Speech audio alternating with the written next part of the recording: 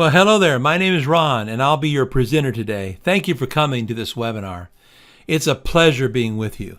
I'm going to speak to you for the next 30 minutes about things that your business can do to be more trusted and found online. And then at the end, I'm going to show you how you can get your free business snapshot analysis report that includes a 30-minute consultation at no cost simply for watching this webinar. Let me begin with a quote from Jory McKay with Build a Business. Jory says, "The best business with an unbeatable quality and affordable product still has 99% chance of failing if no one knows about it." Sounds crazy, right? And in any sane world it would be. But unfortunately, our sane world has been replaced by what we call the attention economy. A place where your product or service lives or dies not purely by how good or how valuable it is, although that's the first question you should ask, but by how many people you can get to look at it. So we want to be found, and we need to be trusted. It's just the way things work because a lot of things have changed. Marketing has changed more in the last 2 years than it has changed in the last 30 years. Look at some of these industries where there has been change. I bet you Blockbuster would have loved to see the lights in the tunnel that were coming when Netflix entirely ruined their business model. How about Uber? The largest taxi company in the world up to a few months ago didn't own any cars. And now they have bought some self-driving cars now that they're testing with, but the majority of their taxi fleet is owned by the drivers that put them into the Uber pool. And then we've got the largest hotel chain in the world, Airbnb, and they don't own any real estate. This is just a few of the changes that have occurred in this space. So for those of us in marketing for our small or medium-sized business, we need to be constantly considering what this change has meant. And one of the things we have been tracking for the past 5 or 6 years is the fact that buying decisions are now made online. Did you know that up to 90% of consumers are making their buying decisions before they ever enter a store? They're doing it because of the mobile device. The mobile device is a computer in our pocket, and we're able to utilize that computer to make buying decisions to do research.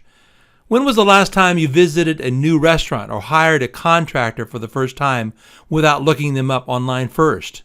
Chances are pretty slim, right? Google has coined this the zero moment of truth. That's the blue part of this slide.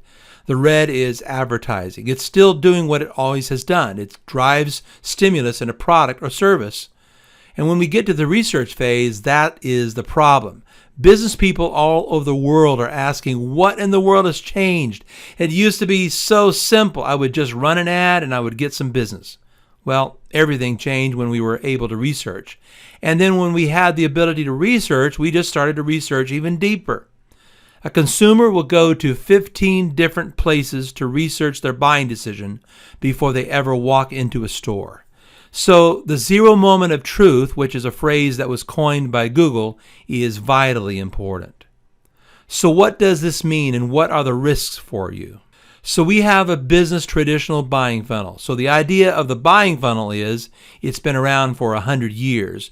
And you get leads and you run advertising to get leads, and that's paid media. So at the top of this buying funnel, we're running advertising and we're getting leads. And consumers typically become interested through traditional media by watching television commercials, seeing billboards outside, listening to radio ads, and more. And the more advertising we run, the more people we put into the top of our buying funnel. But as time goes on and those leads start to move through the buying funnel, they are now in the research phase. And there are cracks in that buying funnel. If your listings, for example, aren't correct, people start to fall out of the buying funnel. And number 2, you can't be trusted. If you have no reviews, or if you have bad reviews, or you have reviews that are not being responded to, I'm not going to give you the time of day. And then we have our social media profiles. People are making comments on social media. There's nobody answering. People are asking questions on social. They don't really have a good social profile. And then how about the business website? So I'm deep into the buying funnel now. I'm doing a bunch of research, right? I found their listings.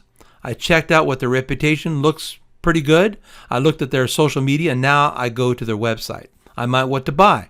I might want to get directions. I might want to request for a demonstration, and it's so slow. I can't load the thing. It's not mobile responsive.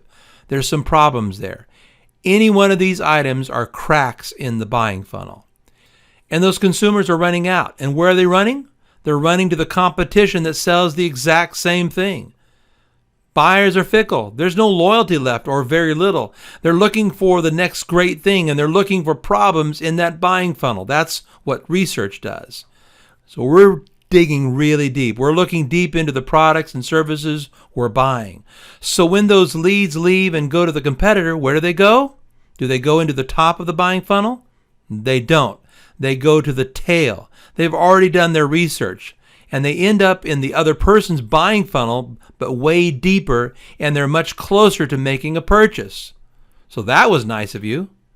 See, the advertising, the paid media that you ran, and all the brand equity that you have, and because your listings were wrong, because your reputation was bad, and because your social wasn't being paid attention to, and because you've got an old, slow website, all of that investment that you made has gone to drive a lead for your competitor.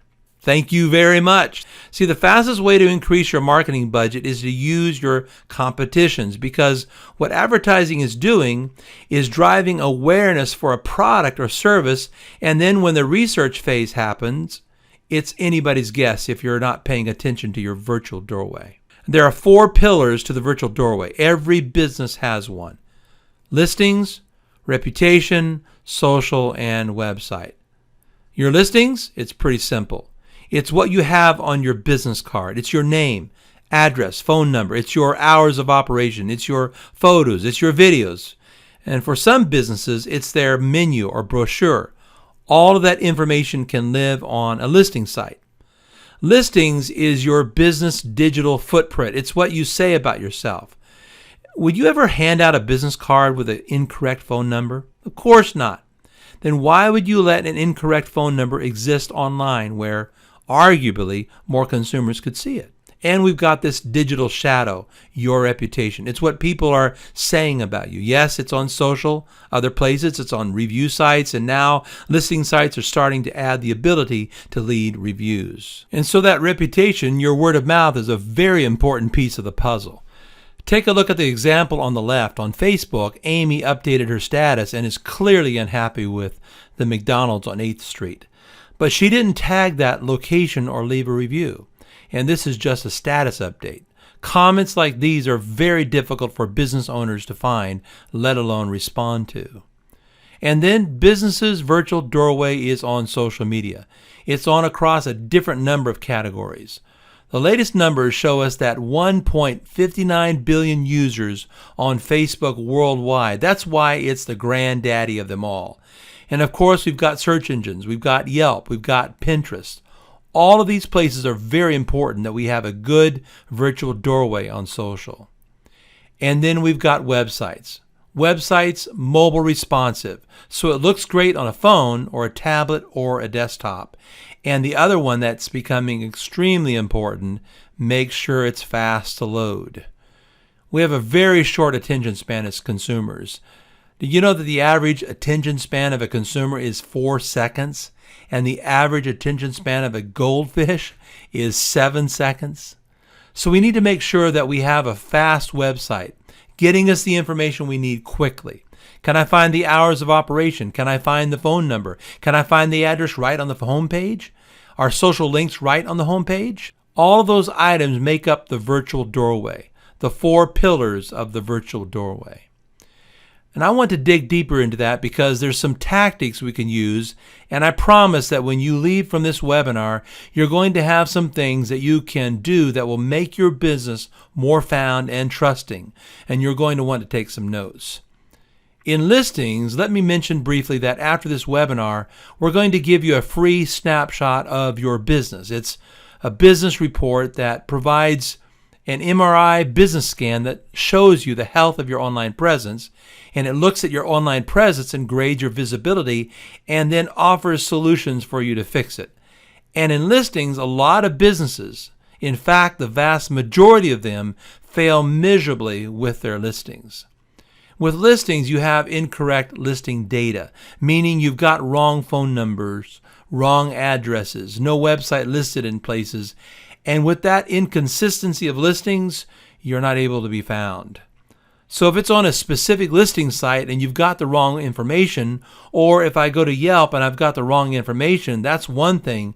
But when you do a search on Google, it also grades a wide array of sites. And that's how it comes up with its search engine rank. So getting consistent business listing data is very important because it helps you to be found on search engines. It also helps you to be found on navigation systems. And then on specific sites where you're able to update your data. We need to make sure that this stuff is correct and consistent across a wide array of sources. That's how Google decides who's going to show up here. This is the Magic 3 for restaurants in Austin, Texas. I'm going to have some lunch, and I may as well go to Uchi. It's a contemporary Japanese food restaurant. It's got 1,294 reviews, and it has a 4.6 stars, and Google decided to put it there because it has very good listing data. It has consistent data. And if you look at the top left-hand corner, right below the all, it says about 6,960,000 results. So when we said Austin restaurants, the Google bot went under the hood, looked at 6,960,000 results, and in 1 second said, here are the 3 best restaurants in Austin, Texas, if you're planning on going and having lunch. So it isn't magic as to how you show up here. There are some things that you can do to show up on the Magic 3. You have to have a verified Google My Business account, and you need to get reviews on Google, and you need to have that consistent listing data. That will get you ranked on search engine optimization overall, and then on that Magic 3 when a consumer does a search. On the second page, when I click on more information, I get to see more restaurants, and you can see there are restaurants in Austin. There's a bazillion of them. And when I click on Uchi, I can see more information about the restaurant. You can see that you're able to place open reservations on opentable.com. You can see some photos, the fantastic food that they create, and you can see their review summary. So if you choose to, by creating your Google My Business profile, you can put a lot more information in there, and that is your marketing. Now let's talk about reputation, word of mouth. Word of mouth, it is vitally important that a business is involved in their online reputation. It's not something that you can just stick your head in the sand and play ostrich anymore. It is a vital component to marketing for all businesses. Consumers are making their decision based on online reviews. 90% of consumers in the latest Nielsen survey say that they make their decision based upon online reviews. So we need to get online reviews. We need to put a widget on our website asking for feedback. We need to hand out cards. We need to send out emails. We need to send texts to people saying, send me your review. Tell me your review. Tell that I did a great job. Positive reviews means more revenue. There's a lot of data to support businesses that get positive reviews. They'll see an increase in revenue in their till. Now, it's not just getting positive reviews, it's doing things with the reviews. Negative reviews? First off, you've got to read them and you've got to know what people are saying about your brand because they're giving you feedback on how you can improve. With positive reviews, you need to amplify that information. You need to use the positive review channel as a marketing channel. So here's the way we look at businesses and how they stack up with reviews. And there are 3 buckets. We've got negative reviews. That goes without saying. If you're a 1 out of a 5 star, you don't have a hope. Number 2, you have no reviews or no recent reviews, meaning I just don't know if I can trust you. I want to see reviews.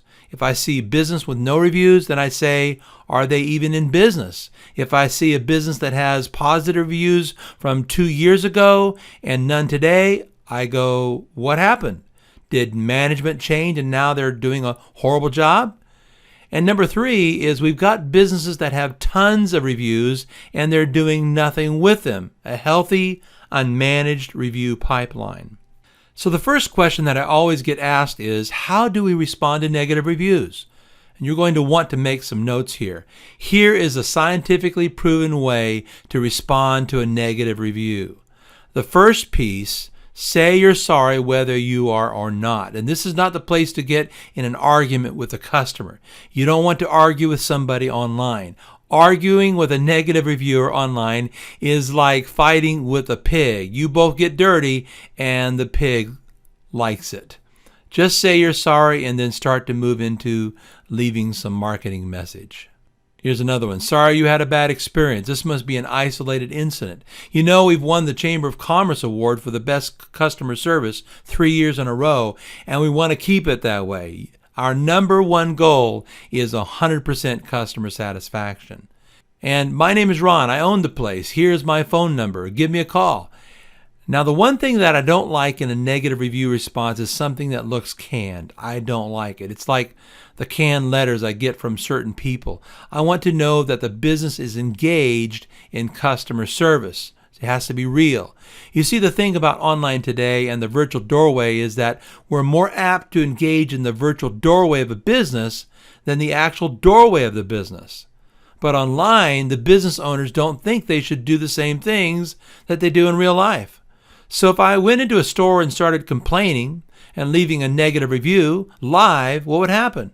If I was at the front desk of a business screaming and yelling, that manager would come out and they would say some things to calm me down. And they would even move me into their office rather than having me yell at the front counter. And they may give me the product or service for free just to make me just shut up. But they would do something. They would engage in customer service satisfaction. This is the piece that every business needs to practice. It is this piece right here that they need to respond to that negative review, and they need to be timely about it. Here's some examples of responding and winning. A customer makes a complaint about this plumbing company, and the company goes in and leaves a response saying, I sincerely apologize for not taking care of your issue and concern on the first visit. Please accept our apology and 100% customer satisfaction refund, and so on. And what does the customer do? They come back on and post a response saying, thank you, and I appreciate your call. And in fact, they end up apologizing themselves. And then what do? They change the review to a 5-star rating. How about this one? Toscana Restaurant, great little place in Arlington just outside of Chicago. It's got a great ranking. You can see that they're 4.5 out of 5 stars and 76 reviews. People love this place. And this is the Facebook page of Toscana Restaurant and Lounge. Mike goes to Toscana for his birthday. He gets an angel hair pasta. It's their famous pasta. And he bites into it, and he had a rude awakening moment. And what it was a rubber band. There was a rubber band in his angel hair pasta, and he leaves this review. Part of it says, I pulled it out of my mouth and discovered it was a small rubber band. And he goes on. And consumers immediately start commenting here. And you can see this. It just goes boom, boom, boom, boom, boom. Negative, negative, negative, negative, and negative. And you know where all this negative comment was happening? Right here on Toscana's Facebook page. Talk about bad advertising. That's negative word of mouth. That's like leaving a sticky note on the front door of the restaurant where every consumer that walks in can see some negative comment. So you can see here that Toscana Restaurant responds. They started by graciously apologizing, explained that they will be reviewing their internal process, and finally invited Mike to contact the manager directly. And so what happened next is Mike responded positively. He called the manager at Toscana and is now happy. So an unpleasant review was properly responded to, and Mike is now happy. And so that's what we're looking for. We're looking to get these positive moments. We're looking to turn those negative moments into positive moments. On positive reviews, we want to respond to those too. There's only so many ways you can say thank you. Awesome to have you as a customer. So I like to use positive reviews as a marketing channel as well. So on positive reviews, we will craft some marketing messages there that says, hey, thanks for coming by. We appreciate your positive comments. And a reminder that for our best customers, we have free coffee and donuts every Friday. We would love to have you come by and we'll give you a pin. Or you could say, we have a customer appreciation day, or we have a free shuttle service when you drop off your vehicle at our service department. All the things you do for your best customers. People leaving you a 5-star review, that's your best customer. The other thing to do with positive reviews is to amplify them. Take them and put them on social media. Why not amplify our positive reviews on social media? And the other thing you can do is put a tab on your website. Have a recommendations tab right on your website and put positive reviews in there. Every time you get a positive review, you post it there. And then Google looks at that, and Bing looks at that, and Yahoo looks at that and says, oh, you have new content on your website, and it ranks you higher. Now, how do businesses deal with negative reviews? We need to beg for reviews. I like to say that positive reviews are like unicorns. You don't see a lot of unicorns nowadays. And it's also very hard to find positive reviews. You really have to ask after every transaction. You can do that through email marketing. You can scan or QR code. You can pass a tablet to a customer at the point of purchase. You can leave a widget on your website. There's all sorts of technology out there to help you proactively request reviews from everybody you do business with. Now, when you do that, when you start asking for reviews with everyone you do business with, you get an opportunity to suppress negative reviews because you're using your system, your closed system, to ask for that comment. You send an email out and you say, if you had a bad experience, call me. I'm Ron. I own the place. And they're more apt to call you to complain than to go online to complain. So getting reviews will help you. And oh, by the way, any positive reviews helps you with a negative score. So if you have a 3 out of 5, if you can get to a 4 out of 5, it will increase your business by 10%. So when you get your free snapshot report after this webinar, you might want to have a look at how you rank on the review sites. And if any of them are below a 4, and we can get you to a 4, I'll increase your business 10%. That's the stat. Now, if you've got hundreds of reviews, how are you dealing with them? I guarantee you, you're not logging on to review sites every day, every week, every month to see what's being said about you. So if we have a healthy unmanaged review pipeline, we need to be doing something about that. We need to be monitoring what's being said about us.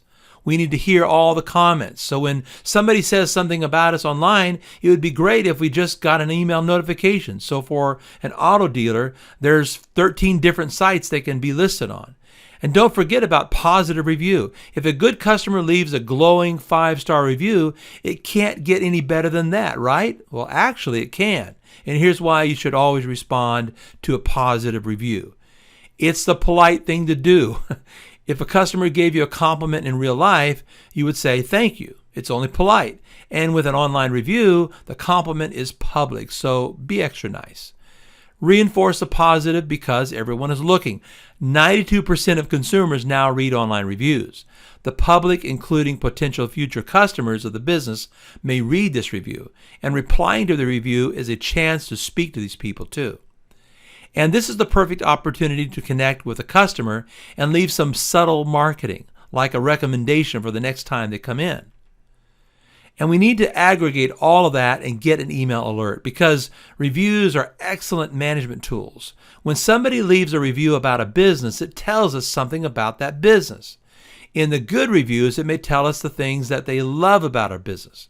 One of the trends we're seeing is businesses with high review volume will run a keyword tracker over those reviews, and they'll find out what are the top things that consumers are saying about our business. And then they'll make sure that those are the keywords that they're buying in their search engine marketing campaigns. That makes sense, right? And if somebody is saying stuff about your beautiful new dealership, you might want to amplify that. Now, in bad reviews, they identify staff training, policy issues. Some of those bad reviews could be coming from Glassdoor or Indeed. They want to know about that stuff, and there are a number of people that need to know about it. So you want to make sure, if you're doing an email alert system, that you've got all the management team logged in so they can see what's being said. So that's word of mouth. Word of mouth has always been the best form of advertising. It's just that today, word of mouth is on steroids, and that's why online reputation is one of the fastest growing industries in digital marketing services. Now we've got social. Hey, what can I say about social? The first piece is social channels are the way that consumers ask you questions today. Everyday consumers are declaring their buying intentions, asking questions, and trying to create relationships through various social media channels. So the question is, are we listening? They're coming online and they're asking questions. Facebook is offering enormous return on investment. 95% of marketers say it's some of their best advertising that they do. This is where the eyeballs are. They're on social media, and you need to be engaging in these platforms. Successful social media marketing campaigns are about three things. Customer service. So you need to be able to monitor your social media channels and respond quickly. Generating leads. It's utilizing social media to generate that next deal. And then building fans, making sure there's a bunch of people that are logged into your various platforms that you can talk to, your army of customers that you can market to. So the customer service piece, I can't stress enough. That's when somebody asks you a question on your Facebook page and you should respond immediately. Brands that do respond immediately are winning. Brands that don't and leave those people just hang there are losing business to their competition. It's really that simple. Having a social media channel you don't monitor is like having phone lines at your business that are never answered. And leads. There's a way to put a geo-fence around a marketplace or around a store and then to monitor Twitter. So for this business here, let's say we're in the auto business and you see Linda Turner. We found her. She's looking to buy a new car. We run a keyword search on Twitter and find someone looking to buy a new car, and we send them an offer. And in fact, we can even service up a coupon right on their Twitter feed to those leads. We need to make sure that we're building fast. We need to have content from the business. We need to have content from others, meaning industry experts, other customers. And then we need to have some content that just is engaging. I like to call it water cooler stuff. The stuff that you get together with your colleagues around the water cooler and you talk about things. Something that Kane did at the American Music Awards last night, or something that's going on in the local marketplace where the local sports team won the college championship. You want to run a picture of that stuff. That is engaging content. So it's a third, and a third. You want to have that across those three different areas. Sounds simple enough, right? You'd be surprised how many business owners don't follow this formula because they simply don't know. Now, when a business looks at their website, now they're not sexy, I know. Websites have been around for a long time, but the majority of businesses get websites wrong. There's an enormous opportunity here. It's one of the virtual doorways. We need to make sure that the website is great. We need to make sure it's fast, because decreasing load times from 8 seconds to 2 seconds can boost conversion 74%. And we need to make sure it has good design, because 85% of consumers will leave an ugly site. And we need to make sure it looks great on all devices. It's mobile responsive, because 50% of online shopping is done on mobile. And we need to make sure it has content that's engaging and constantly being added. So we need to be always adding new content, because 50% of sales are lost because content just isn't there. And plus, depending upon the business, let's say you're in the laser hair clinic, you could actually book appointments online. You could actually do consultations online and use your website as part of that buying funnel where you get some leads. They come to the website, you teach them some things about your products and services, and they fill out a form. So having the right website can deliver a lot of value. It is that final pillar of the virtual doorway. So by now, I hope you can see the importance of the 4 pillars of your virtual doorway, and I trust this has been very helpful. At this point, if this presentation has sparked some questions, which I'm sure it has, please get back to the person who invited you, and be sure to order your free business snapshot analysis report. And this report includes a 30-minute consultation to help you evaluate your business based on the grade and fixes provided in that report. And finally, let me end with a simple quote by Dan Harmon, because it really does express our true desire and commitment to help you find your voice, shout it from the rooftops, and keep doing it until the people looking for you find you. Thank you for watching this webinar presentation.